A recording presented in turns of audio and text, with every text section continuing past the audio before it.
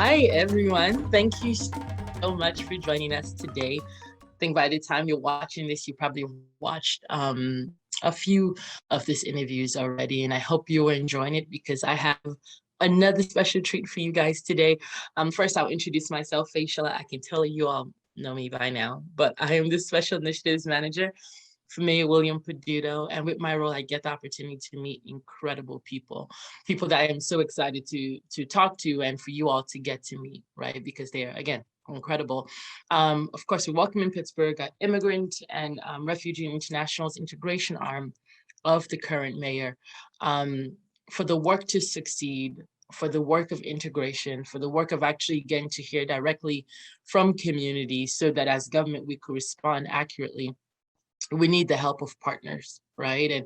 And Dr. Angelica Perez-Johnston is just one of those partners, and you guys will get a chance to really hear about her and her new role and the incredible work she's going to be doing, right? So first, I'm gonna for you, Dr. Angelica Perez-Johnston, for you to introduce yourself to the group, who you are, what do you do, and your incredible title. And are you a Pittsburgher as well? That's something I want to know. Go for it.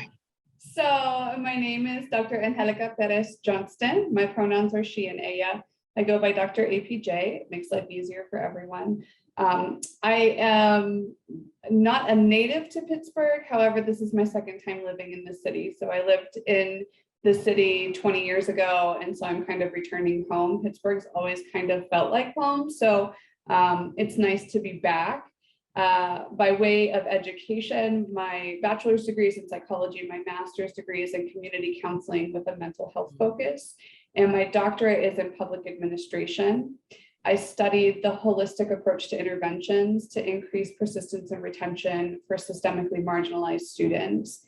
And my findings were such that really it is the meaningful, engaging relationships that students make with administrators, faculty, and staff members that keeps them at institution to lead to graduation. So regardless of financial ability to pay, regardless of academic profile coming into institution, regardless of academic profile while in institution, if they have meaningful and engaging connections with folks, they're more likely to stay at institution. So that led me into the world of diversity, equity, and inclusion, indirectly, but also directly.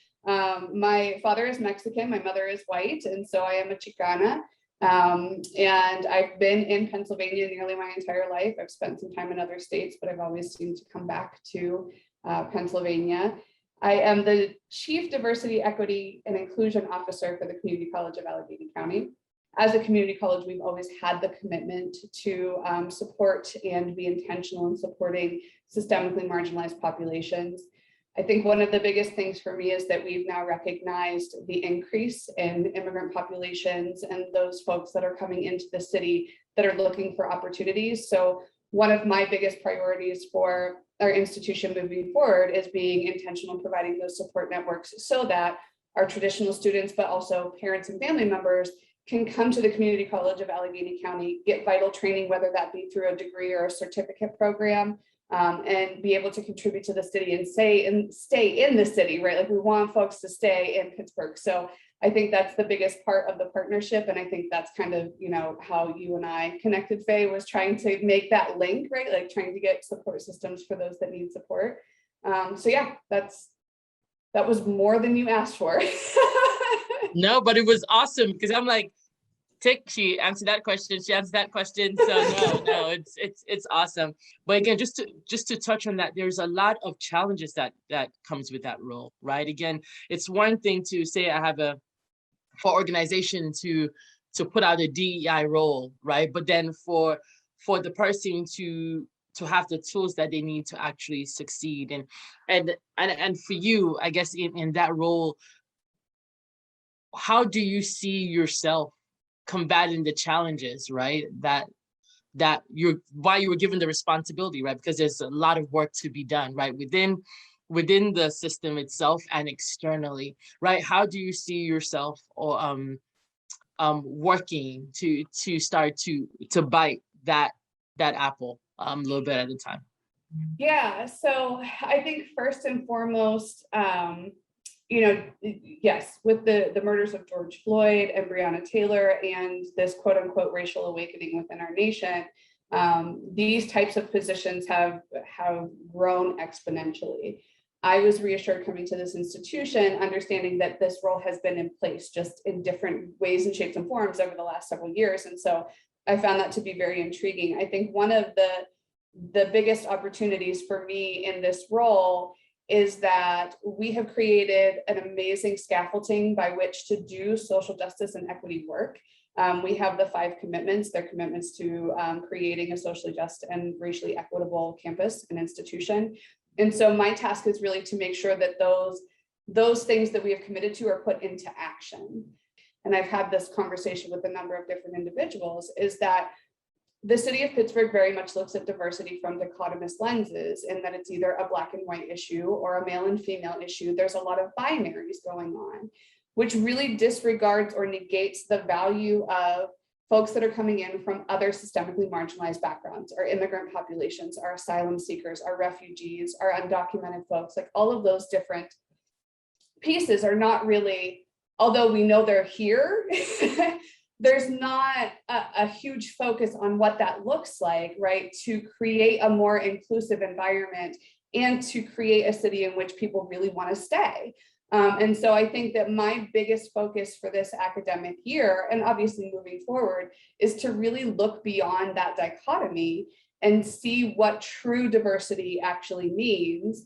And that means bringing in community partners, that means being engaged within community work, but also being intentional in supporting students and their work. So, and it doesn't just go beyond race, right? There's ethnic considerations, there's the LGBT plus population. I know the city of Pittsburgh has one of the largest youth LGBT populations that are homeless. That's not something that we really talk about, so all of those different concerns, and then the intersectionality, meaning like the multiplicity of identities within each of these areas of diversity. With that, I'm curious.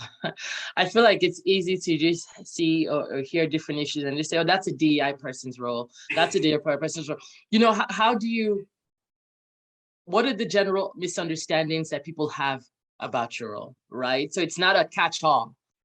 Folks seem to think that this is an area in which there are repercussions for saying the wrong thing.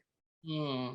And so when I have conversations with folks, the first thing that always comes to mind is to articulate that I want you to say the wrong thing. I want you to have that challenging conversation with me, because I can guide you through that process. DEI work is ever evolving. It's never going to stop. This is something that's always going to be a thing. So it's, how do we really intentionally address the things that are going on, and how do we keep ahead of the game, right? Like, how do we keep proactive in keeping equity at the forefront of our thinking? How are we proactive in keeping social justice as something that we're really intentional in being supportive of? And so I think for me, one of the biggest things is to ensure that we are putting actions to words. And part of that is making sure that diversity, equity, and inclusion is baked into every aspect of our institution, right? It's not just my job, it's an institutional job. And so when we're having conversations about, and I think that speaks to the 5 commitments as well, because those 5 commitments really touch every area of our institution. When we're talking about, there's a commitment to fund what matters most, which means we have conversations about how are we equitably distributing funds? How are we supporting students in equitable ways? How are we supporting minority and women-owned disadvantaged businesses within the region? So we're really ensuring that we are intentional in funding what matters most. So that is not my job. My job is not to, make the budgets for the entire institution, but it is my job to be that consultative resource educational opportunity, so that when people are actually looking at the things that they want to fund that matter most, they can come to me as a resource and be like, what does this look like? How does this sound? How does this feel? And I think that that's important, like as a touch point for all of our different divisions. I think it's creating and shifting a culture where the centering of equity is always at the forefront of our thinking. And so that's really, I think that's my driving force and motivation, but also my job, like my role here at the institution, is to ensure that when we see things that might be questionable, or when we see things that we need to examine, we're actually critically examining those and ensuring that we're on an equitable playing field. And I know when we spoke, I mean, I just feel like CCAC is just prime for opportunities, Mhm. especially like you said, as community college. It's such a great partner to work with communities. Again, if it's um, a session, a class, whatever it is, I think CCA is the best partner to be able to do that. And I have like different thoughts in my head. One, I'm thinking, is there a network of DEI representatives in, I would say, in the city or Allegheny County, in the region overall? And I'm curious, in what ways are you exchanging information? Because I think what's great about your role is, I mean, we've had conversation. You've spoken to many other folks in the community to learn. As a DEI representative, should I think in my mind that other folks in DEI have also done the same thing? I will not speak for everybody. I would like to think, as you know, as a professional within diversity, equity, and inclusion, part of the duty of being within these types of positions is to be intentional in supporting community, whatever that might look like for an individual that's in this type of field. I will say that we have a consortium of higher education diversity professionals. It's the Greater Pittsburgh Higher Education Diversity Consortium that I'm an active member of. I actually just was elected as their treasurer, which is, I'm like, okay, yeah. That's an amazing group of individuals. We are our leaders in higher education diversity work. And we meet very regularly to have conversations about the current trends and issues and concerns that are going on, not just institutionally or in higher education, but also globally and nationally, and what impacts our city can do for diverse communities. So there are networks of folks out there. It just, it personally, for me, it depends. So me, I'm all in. Like, this is my life's work. I'm very passionate about it. I'm committed to the work. I think that it's important. And I think that, every aspect of our community needs to be touched by diversity, equity, and inclusion. I can't say that I would like to say that every DEI individual is like that, but I can't speak for others. I know that the group of folks that I spend the most time with are very passionate about the work and dedicated to the work. We have talked about a lot of different opportunities from, how do we build bridges from community college to higher education, and that, like, you do your 2 years here at CCAC and then you go to Pitt or Duquesne or Carlo or Chatham, or what does that look like? And so in those terms, I know that we have a lot of individuals that are dedicated to do that type of work. And I'm certain that, most everyone would say the same thing. Nice, thank you for saying you can't speak for everyone. I'm trying to make sure I'm not assuming, like, okay, we think that's part of the thing, but no, thanks for grounding us in that. And I'm curious, for folks who are interested in working with you, Dr. APJ, how could people get in contact with you or reach out and say, like, hey, my community was thinking of something like this? Again, I shared an example with you that BCAP had used CCAC as a space before, but I can't imagine. They also do really great work around educating community members on the test for citizenship, right? And I can see CCAC as a partner on that. So how could people get in touch with you if they want to see what's Yeah, option? so email is the best way to get a hold of me. And you can share my contact information after or during the presentation, but email is the best way to get a hold of me. I respond to every single email. I respond personally. I don't have somebody checking my email and sending out canned responses. And I check it pretty regularly, almost religiously. I'm eager to get within the community. And so any opportunity that we have as a division to share knowledge, I think, is absolutely important. I offer our DEI services, at no cost to the community, because we are a part of the community. And so if folks want us to come have conversations around social justice or equity issues, we're more than happy to come have those conversations, facilitate trainings, all of those opportunities.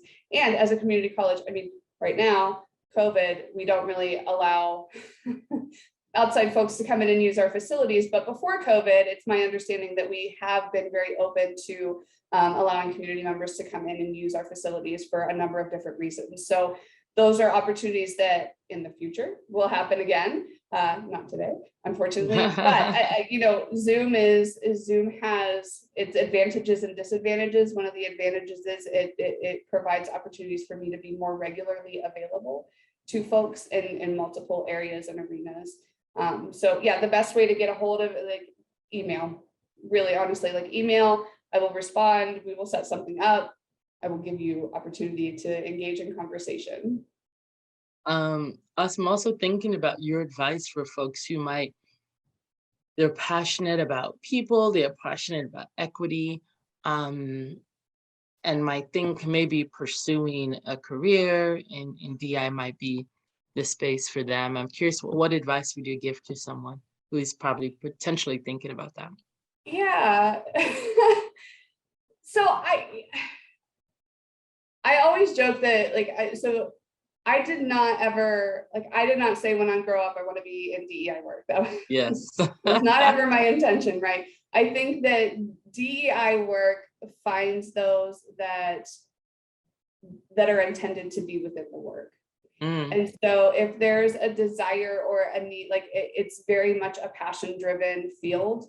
And it is one in which when you're committed, right? And so I think that there are so many unconventional paths to get into DEI work. Like my career path was not one in which I was intentionally drawn to DEI work. I think as a woman of color, it's one of those things that's always embedded in your everyday thinking, but it's not ever like, you can't put a word to it until somebody says, this is what you're meant to do. So like, I'm like, well, I want to support students in very intentional ways. And I want to support systemically marginalized students in very intentional ways. And it organically developed into this great big world of DEI. But I think that for folks that want to intentionally be within this space, just seek out mentorship opportunities, seek out those that are doing the work. And I think that, most folks within this field are eager to mentor those that are coming into the work, me included. Like I'm very much, I wouldn't be here if I didn't have amazing mentors. And so, through that amazing mentorship, I got to where I am. And so I'm always eager to be the next person to mentor those that are coming up behind me, right? And so there's not an end result. It's always about learning from each other. And building through community and learning. And so, yeah, I think, anyone that's interested in doing the work should just reach out and find those mentors and be like, okay, how do I do this? And it's really just that organic relationship building that gets you to where you want to go. I like what you said around, and when you were saying that, it made me think of, like different people that I know that, quote unquote, not that the word exists, diversity, equity, inclusion, that they're doing the work, but they don't necessarily have the title, right? Mm-hmm. I also know that what comes with doing the work could be very strenuous, of course, like other jobs. But I guess, what are some methods in which you keep motivated? Again, you've been doing the work, you just got got placed specifically in CCAC now to do this work in a broader framework, but I'm thinking, what are ways that keeps you well-oiled, right, to keep going? Yeah, I have an amazing support system. I have folks from every background, identity that I really lean on when there are moments that I don't feel like I can go further. But this is my lived, breathed experience. Like I do the work because I've lived the work and I've experienced the work, and it's my everyday being. And so I think it's very cliche to be like, well, if you love what you do, you don't ever work a day in your life. I really think that that's the space that I'm in right now. And so, my recharge, my reset is just really reaching out to those people that are within my support system to provide me, that pat on the back if I need a pat on the back, or that shoulder to cry on when I'm like, this is just, for me, it's more about the heartbreak of seeing inequities occur. That is probably the piece of it that really impacts me the most. I don't know that the work itself is what impacts me. It's seeing the social unrest and unresolved that really, that's the piece that probably hits the worst for me. That's well said. The question that I actually had for you, clearly I am so diverting from what I shared with you, but the question was, and you already said this, I don't want to frame it as what does success look like, but almost with what you've seen, with the conversations that you have, and you could address this based on CCAC itself, or just even the region. Again, it's based and centered around community. So that plays a role in your feedback. But what is it that you would like to see over the next few years take place, right? The changes you would like to see, maybe inequity is actually being resolved. What are some of those things that you would like to see take place? And I'm asking even for us within government and folks that might be listening to see, like, in what touch points does that connect to their work, right? They could play a role in this. Oh, God, that's like a wish list, right? Like, well, if I could change the world. My initial observations of the city and the community are such that I think there needs to be a foundational understanding of the terminology that we use, and for folks to really dig into the uncomfortable conversation in order to get past these barriers of terminology to move forward into equitable practices, right? And so for me, like, let me put that in it, like, that seems very indirect. So let me be more direct. I mean, what I wish is that all of our community partners, our members, all of those individuals would really learn what their identities are and how those identities impact the city of Pittsburgh, but also our communities, right? We would do better if we could acknowledge our identities and how they interplay with other identities and how our identities can intentionally support or hinder, right? Like, so I know I speak from very positive perceptions. I think it's just because of years of experience have led me to this place where I understand that positivity goes a lot further. Yeah, so trying to find the solutions and opportunities as opposed to being very negative about things, because negativity doesn't get us anywhere. So I think that, you know, focusing on how our identities can uplift, but also recognizing how systems of oppression have been put in place because of identities, right? And so what do we do with that knowledge? And how then do we dismantle systems of oppression using our strengths within identity, but also using how our identities can interplay with each other? Is that? No, yeah, I like how you answer. And your answer is even more so on an individual level. So it's beyond your title, it's beyond who you work for. It's beyond any of that. It's as an individual recognizing what your identity is, what role do you play in a space, and how do you help Black, Indigenous people of color and advocate for them in that. So I appreciate that grounding us in everybody has a role to play in this space beyond your job and beyond your title. Now I'm curious, so is there anything else that you would want to say? What is it that do you want people to leave this interview with? I think you kind of already ended that, but hey, yeah, any I mean, room to that? I want people to understand that we are a resource, right? And when I say we, I mean, it's almost like the royal we, because the DEI and ODEI really falls on my shoulders. I have an amazing team. I have a civil rights coordinator. I have a civil rights investigator. We have administrative. So we have an amazing team, but I want folks to really understand that we are a resource, right? Like the CCAC ODEI, Office of Diversity, Equity, and Inclusion, is a resource for our community partners, meaning that we are eager and willing to get out there and do the work and be supportive. I am so looking forward to the time when we can actually meet students and have engaging conversations. I didn't have folks growing up that told me that this was how to get to where I need to go. And I didn't go back to school. I was a non-traditional student, so I didn't actually go back for my bachelor's degree until much later. I got my associate's degree pretty shortly after high school, but I didn't go back for my 4-year degree until I was in my 20s. And so I think that I want to be that resource for students in understanding that there are pathways to success. And sometimes that doesn't mean a 4-year degree, right? Like sometimes that means getting your technical certificate at CCAC and going on and doing amazing things that way. Sometimes it means doing your 2 years here at CCAC, saving a bunch of money, and then going on for your 4-year degree at another institution, right? There are multiple pathways to success. And so I really want folks to understand that, like, we have the resources and means by which to, and it's not just me, right? We have navigators, we have student support specialists, like we have a number of different offices and opportunities. But if I can be that conduit or that liaison from community to college, then I want to plug those resources in as necessary, in a very meaningful way, right? So if I can speak with students and be like, these are the folks at CCAC that you can come to and have these conversations with, I'm more than eager and happy to do that. So That's awesome. That's well said. And again, you even said something earlier. I mean, you're able to do trainings. I mean, I think that's such an important thing now. So for people who are watching, for your organizations or even for your school, if you're a student, I mean, what you're saying is your role in the Office of Diversity and Inclusion is available to help do those trainings. So I think that's incredible. Again, we will have Dr. APJ's email address on your screen so that you guys can feel free to reach out to her.